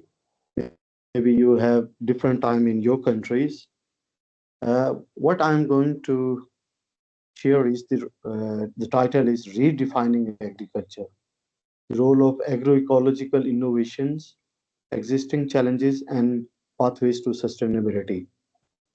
Actually, I'm linking this with my recently completed project that was about learning needs of agriculture extension agents regarding agroecology in Punjab, Pakistan. So, as you people are talking about climate change and adaptation, now in this case, we have more problems. On the other side, we need urgent solutions through suitable modifications for sustainable development. Now, this successful transition needs people-centered social approaches like agroecology, which would Hello. lead to sustainable agriculture and food system as this. Can you hear me, please?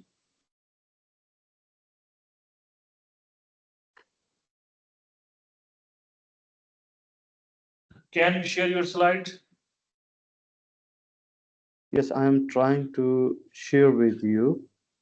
Just send me on my WhatsApp or email. I will share with the audience. Okay. Have you received?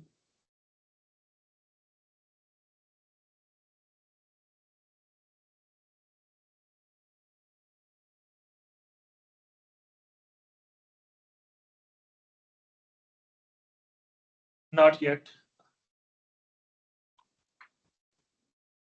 I don't know why my laptop is not working. That's why I have opened my mobile phone. Sorry for that. Okay, just share with me. Just share with me. I will share with the audience.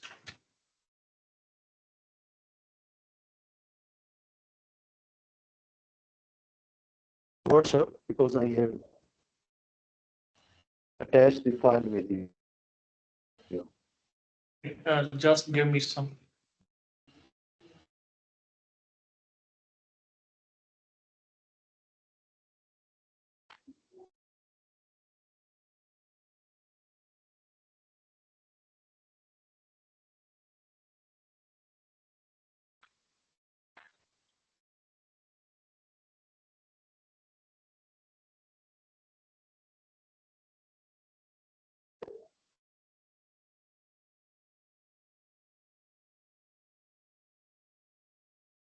Now it is visible to all.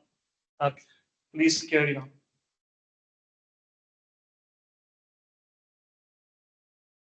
Yeah. Can you go to the next slide, please? Okay.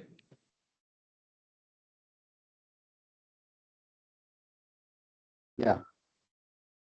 So I was talking about agroecology, and this approach is widely recognized according to FAO and high-level panel, and it have potential to meet some of the SDGs.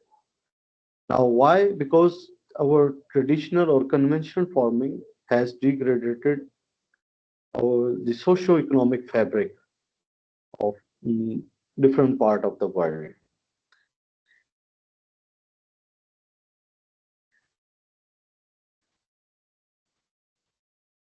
So now the main is to ecosystem for sustainable production and saving the environment by decreasing the harmful impacts of different ingredients. In this case, now the frontline workers who are the extension workers and they are also called change agents, they have to approach farmers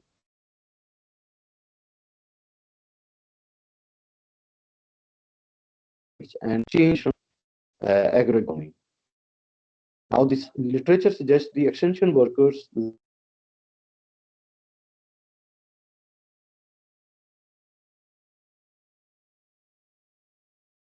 lack competencies to mentor, to guide, and facilitate farmers. So this approach is focused on productivity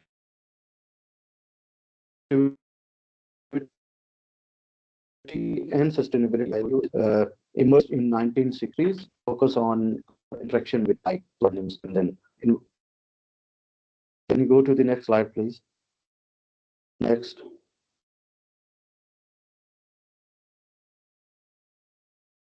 Next slide. Now, the significance of agroecology to enhance productivity and sustainability. Actually, this optimizes the use of available resources like our plants, animals, soil, water, climate, and people, but not their behavior. So this is dilemma that we change the behavior of farmers towards uh, nature positive solutions like agroecology or other approaches. Next slide. As you people were talking uh, about its climate change impact, so in 2020, Abbas and Mayo, they have reported that increase in mean temperature, minimum temperature, has affected adversely, negatively, the growth stages and final yield of rice crops. Similarly, it has affected wheat crop and pulses as well. Next slide.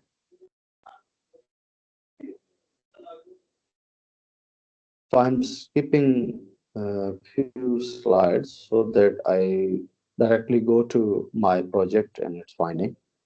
Can you go to the next slide, please. Next slide. So here is the project. As I told you, that was about learning needs of agriculture extension agents, Agri College in Punjab. So this was one of the innovative, in a sense that this area or agroecology was overlooked by the researchers at the local and national level. So I thought that is a good opportunity to bridge the literature gap. And on the other side, the extension agents, as I told you, those are supposed to be change agents, are under pressure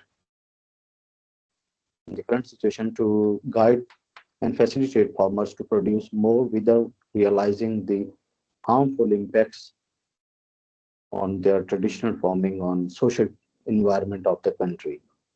That's why this study was designed, and it was expected that the findings were useful for policymakers, uh, public sector agriculture extension officials, and researchers. And on the next slide, I have also shared these findings with the concerned agriculture sector, Punjab, to consider capacity building of their extension agents at provincial level about agroecology. So in this way, we have a trained manpower or skilled extension staff to guide the farmers, and they're if they are trained, this training could be replicated to other areas or at the country level. So here we should know what is training or learning needs assessment. Actually, it determines, next slide, please. It determines individuals' present level of competency, knowledge, ability in one or more areas, and then compared to the needed competency standard for their or other roles. In other way, we can say it is a process of identifying whether or not a training gap exists and what is required. So on the next slide, you would see the specific objective of this research. Next slide, please. The first was to examine awareness, attitude, and knowledge level of the respondents. I mean, extension agents about agroecology. Dr. Shaukat, can you go to the next slide where you would see specific objectives? Yeah, you are on specific objectives, sir. Okay. The second objective was to analyze required competencies by the respondents. And the third, to assess perceived significance of learning about agroecology. And the last, problem competencies about agroecology. So I have designed my questionnaire with the help of available literature. And then that was, can you go to the next slide where you would see methodology? So pre-testing was done in Sahiwal Division, and for that purpose, we have collected data from 40 extension workers. And let me tell you, those 40 extension workers, and their findings were not incorporated in the final administration of or analysis of the data. We have collected data from Rawalpindi, Faisalabad, Lahore, Multan, DG Khan, and Sargodha. And purposive sampling technique was used to select extension agents. So around 5,000 extension workers are there who are working in different divisions of the Punjab level. So by following Kretz and Morgan model, we have collected data from 400 agriculture extension workers. So in our questionnaire, we use different Likert scale items which 1 to 5 Likert scale was used. 1 means strongly disagree, 2 strongly agree. So it was a yardstick to know their learning needs and knowledge. And in few questions, then we, in order to answer those questions, we transform data into 3 levels, that was low, moderate, and high, whenever it was required. And SPSS was used to analyze the data. So you can see in the next slide glimpse of different visits. So if you go to the research findings, we have found that 86.5% of the extension agents were partially aware about agroecology.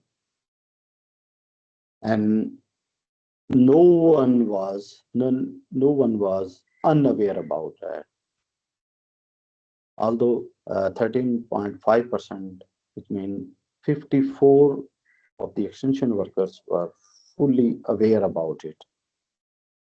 Why? Because some of their research was related to agroecology, or they got trainings from Pakistan or outside the country. So surprisingly, their attitude was, if you go to the attitude, results of the attitude, next slide, please. So you would see an overwhelming majority of the extension workers had high attitude towards agroecology.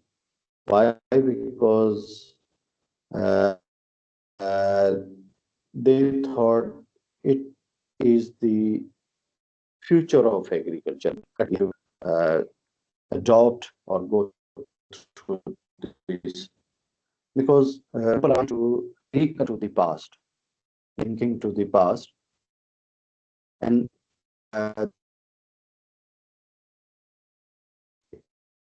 if you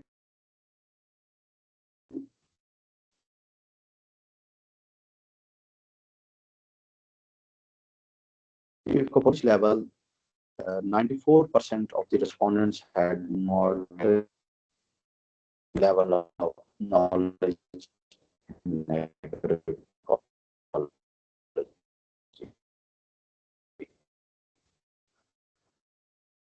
Some of these slides I have skipped because that paper is in progress to submit somewhere. So if we talk about the barriers, go to the next slide, please. Barriers in agriculture, and in 6 they said that it's difficult to discriminate among small holding farmers. And there were a few others like personal infrastructure that and it's difficult to pronounce if they go for personal learning, and age factor, because some of the extension agents were about to retire within a couple of years, some would be a couple of months. So if we conclude, they were partially aware, as I told you, they had moderate level of knowledge about agroecology. Nevertheless, they had highly favorable attitude towards agroecology. So extension agents need competencies in program planning to its implementation and even communication through IT or advanced forms. So go slide where you would raise different awareness programs about agroecology, and we have to train extension agents at lower level, at least subdivisional level, that is the C level, so that they can have expertise and they can properly guide the farming community. And then they also need to use digital tools and techniques. So in this regard, they need periodical workshops and hand-on trainings. And another important recommendation is to have separate wing to promote and implement agroecology among farming community. So this wing could be composed of experts on agroecology and agriculture extension professional agents. And there, on the next slide, you would see other recommendations. So the first and important one is to have linkages, productive linkages with research and educational institutions. And the second is this area needs more research, and we don't have contents or training material developed by different experts. Another one is to promote agroecology through media, print, digital, and social media. And we need to have, next slide, please. We need to have promotional plots at the villages level so that the farmers can see the result and method demonstration of agroecology. So in this way, we can promote agroecological approaches or practices among farming community. So thank you so much. Any question?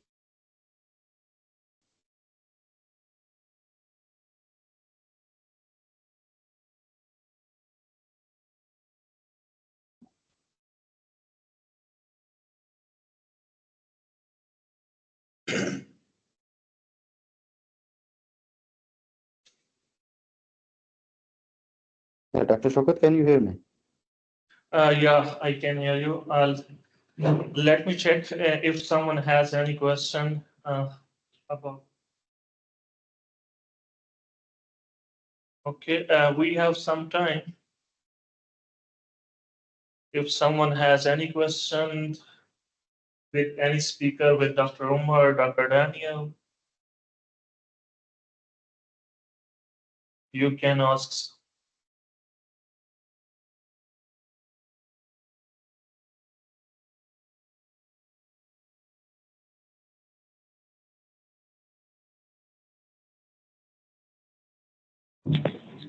So I have a question.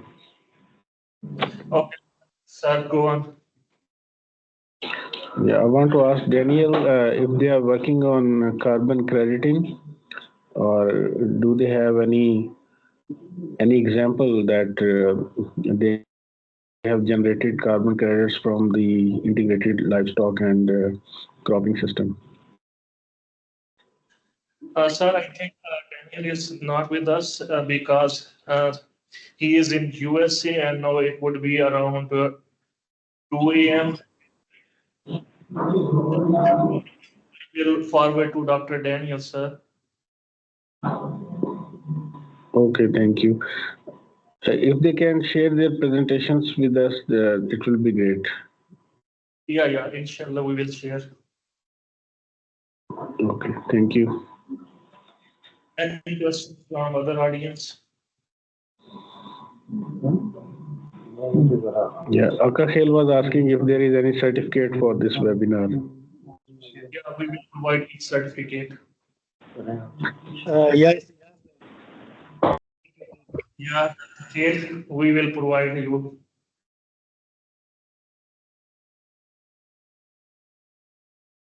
Thank Okay, you. We and will be waiting for. Thank you. Wajin scene. Sir, are you here?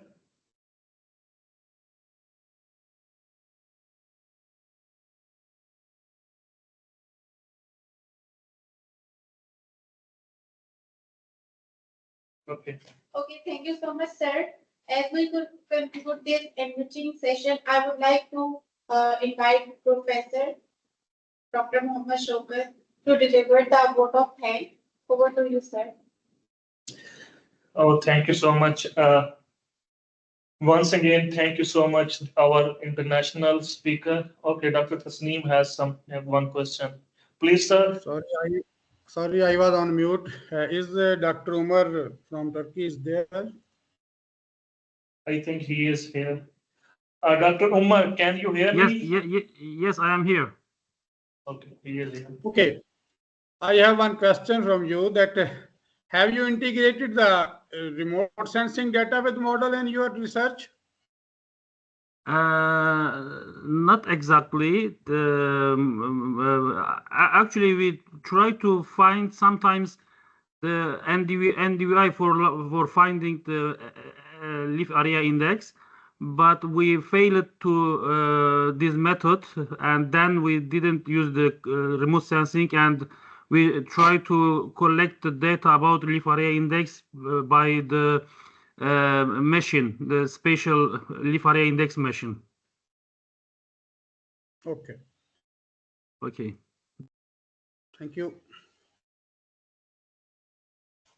Okay, someone else have any question with Dr. Umar presentation? You can ask.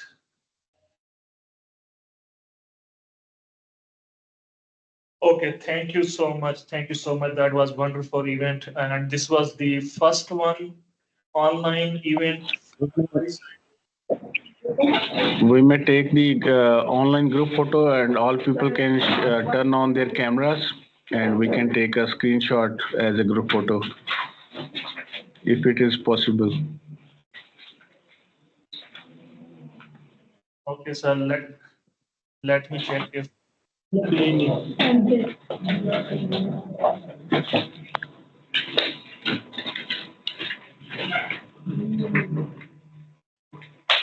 Dr. Fahad, your face is not completely visible.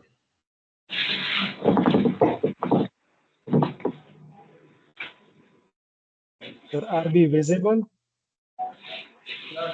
No, your camera screen is small, I think. Yes, sir, it's old laptop. No, no. That is why it's not. But Sir Fahad didn't bought me a new laptop.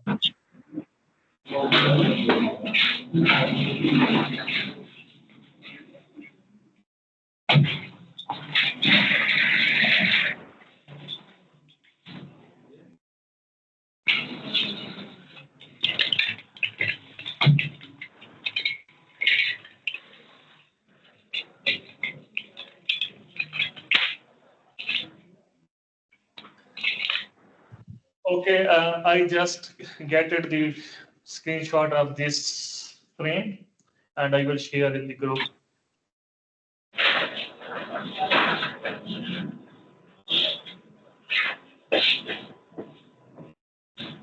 Okay, thank you so much, Dr. Daniel.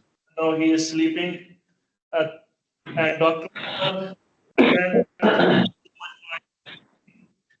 The next doctor, sir, Dr. Tasneem Malik sir, so nice of you, spend our time. Dr. Khair, Dr. Fazlu sir, thank you, sir, for your support, for your time. And the other colleague from University of Agriculture, Faisalabad, the Dr. Vishwa. Very good.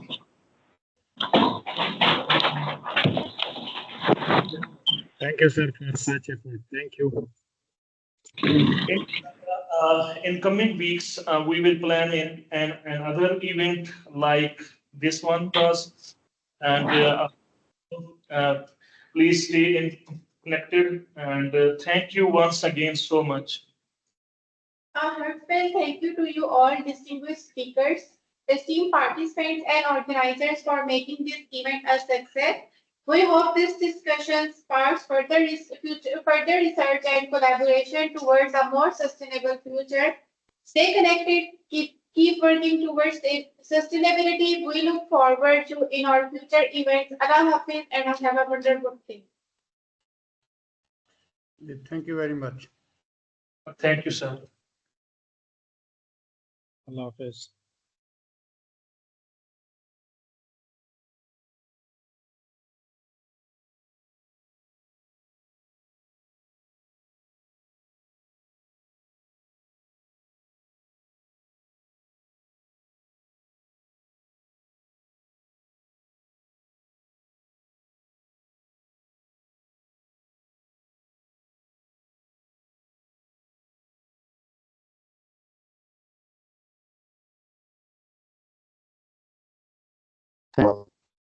Good day.